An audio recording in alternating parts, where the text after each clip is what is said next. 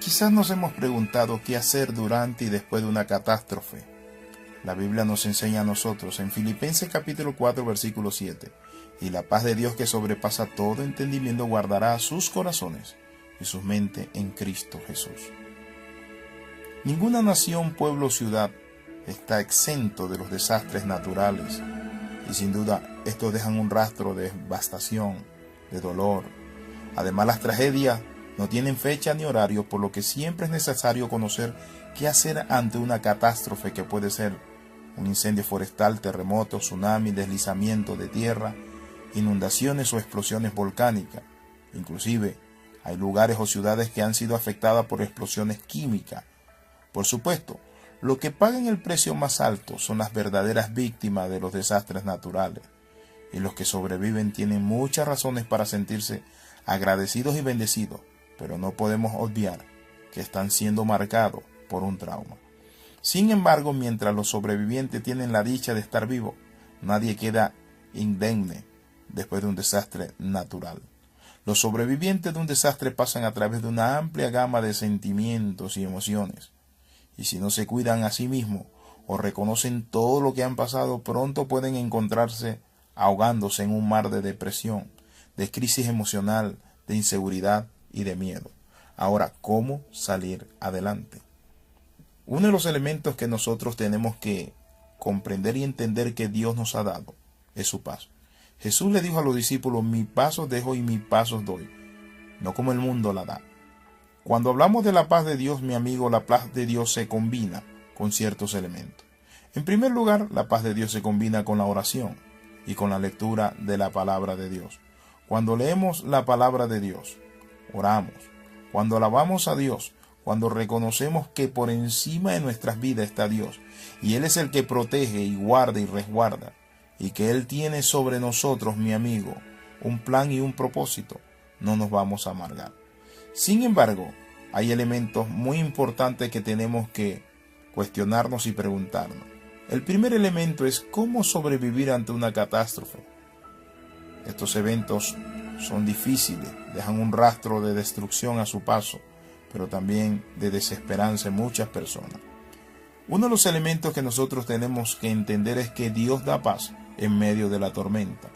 Hay un antiguo himno que dice: puedes tener paz en medio de la tormenta, esperanza cuando no suele haber.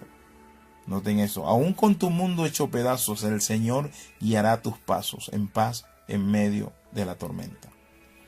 Cuando nosotros hablamos de las tormentas, vienen a la vida de muchos hombres, de pueblos y de ciudades, cuyas almas quedan rotas y espíritus que quedan asustadizos.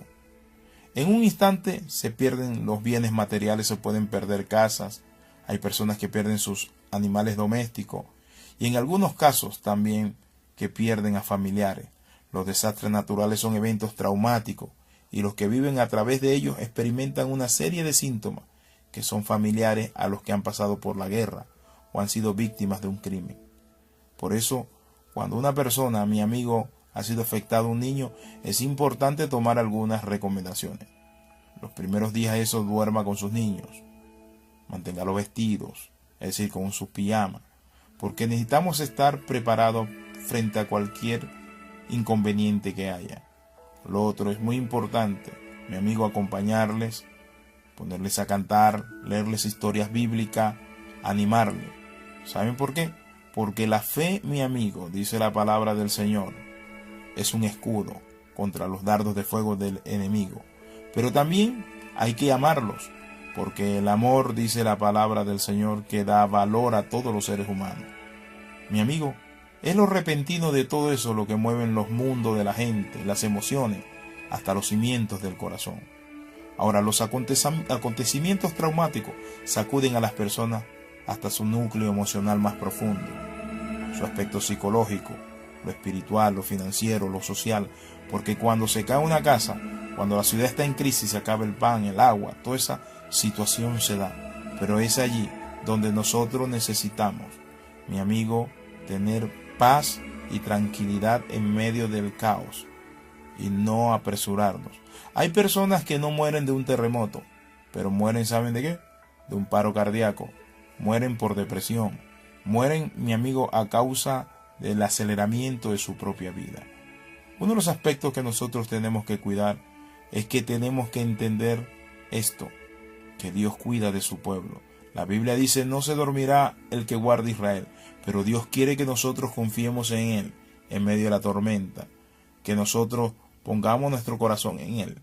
En el periodo que suceden estas cosas, o el periodo posterior a un desastre natural, los sobrevivientes pueden experimentar una mezcla de sentimientos. Por supuesto que habrá alegría, alivio por estar vivo, pero también pueden tener un sentimiento, mi amigo, de temor, de terror. Ahora, otro aspecto importante es que puede haber un sentimiento de resentimiento hacia Dios. Y pueden preguntarse: ¿por qué permite Dios los desastres naturales? ¿Por qué Dios estuvo en esta situación y no nos libró nuestra casa o un familiar que murió?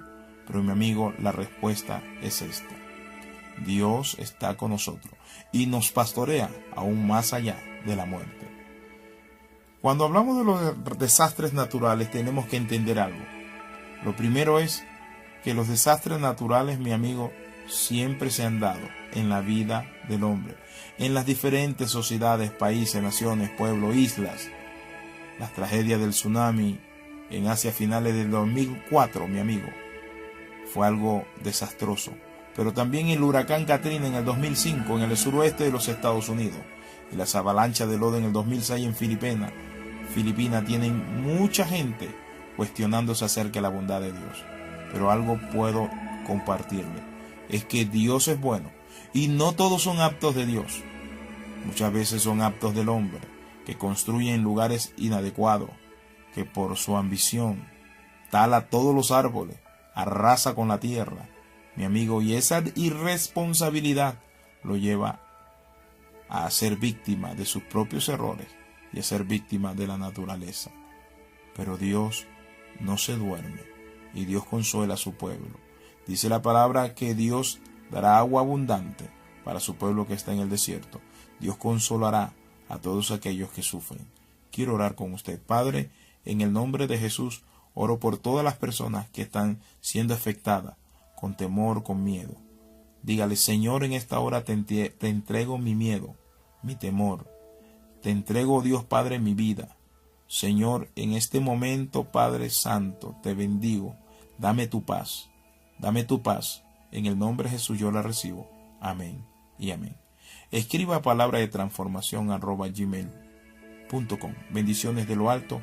Que la gracia del Señor y el consuelo esté sobre su vida, sobre su familia y sobre todo lo que usted tiene. En el nombre de Jesús.